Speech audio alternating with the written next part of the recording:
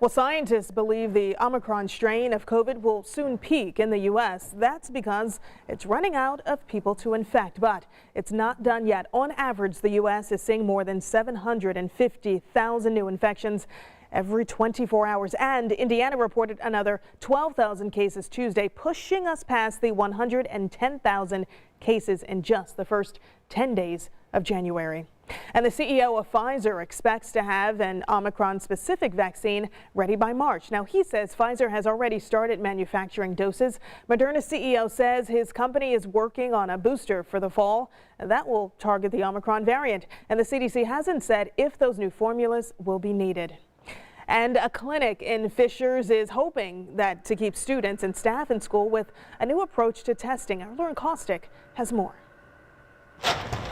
The line for a COVID test at Fishers Health Department doesn't come as a surprise anymore. We always have a line, and that's because we have more than 20 appointments per time slot. For the past few weeks, the site has been averaging hundreds of tests a day. Even with doubling the appointments, it's already booked up several days out, which is just really, I think, tells you the status of where we're at with testing right now in the state. Monica Health said a lot of those tests are students, families, and teachers, as the virus causes more absences in the classroom. Just this week, both Pike Township and part of Warren Township schools went virtual again due to staffing problems. And more than 6,500 students statewide tested positive the week after winter break. That's on top of more than 600 teachers and close to 900 staff members. How many days you said? It's going to take about 2 to 3. And this can be overwhelming for testing sites. That's why Fishers Health Department is now prioritizing PCR testing for students, teachers, and staff at Fishers schools. They're not in the same lines.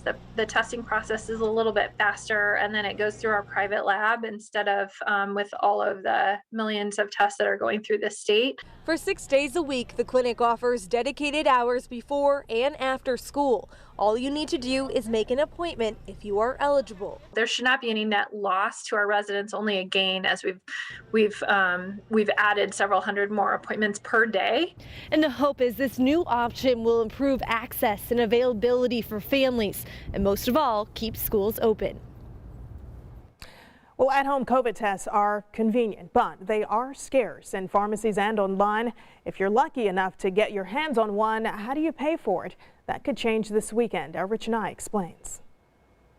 Starting Saturday, if you can find them, your insurance company should pay for at-home COVID test kits, either up front at the time of purchase or reimbursing you later. Over-the-counter at-home test kits are already hard to get. All the test kits under $30 were out of stock online at Walmart Tuesday afternoon. Starting January 15th, the Biden administration is requiring insurance companies to pay for up to 8 tests per person per month. Your plan may provide for no cost at the counter, or you may have to pay and file for reimbursement. This new requirement applies only to at-home tests. Government COVID testing sites continue to provide free services with no insurance required.